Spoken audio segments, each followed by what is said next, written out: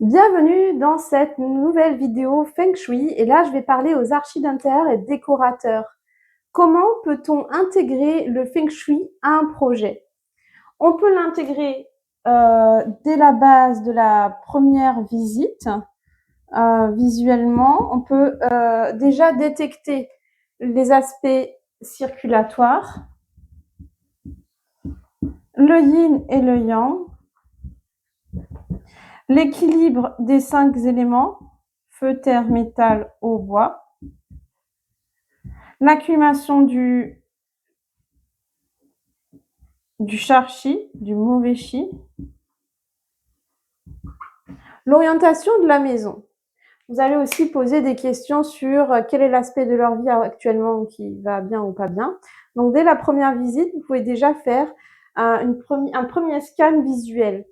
C'est-à-dire qu'il faut voir le Feng Shui comme un outil supplémentaire, une corde à votre arc, qui va vous permettre de travailler sur la circulation. Et ça, la circulation, vous pouvez en parler de manière très pragmatique. En Feng Shui, on va dire la circulation du Qi. Et en architecture d'intérieur, on va parler d'ergonomie et de circulation tout simplement, distance de passage, etc., éclairage.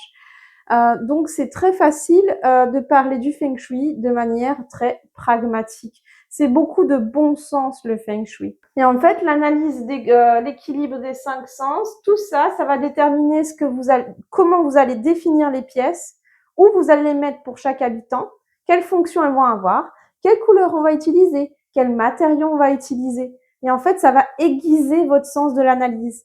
Et ça va faire un projet 100% haute couture sur mesure fait main. Et en fait, vous n'allez plus faire que des intérieurs qui sont beaux, mais des intérieurs qui résonnent, qui sont pratiques, ergonomiques et qui soutiennent chaque habitant en fonction de leur personnalité, de leur chiffre QA, de leur mode de vie. C'est vraiment du bon sens, de la logique, de l'apprentissage, le Feng Shui.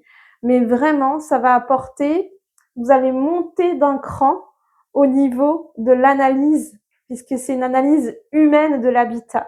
Je vous dis à bientôt pour une nouvelle vidéo Feng Shui.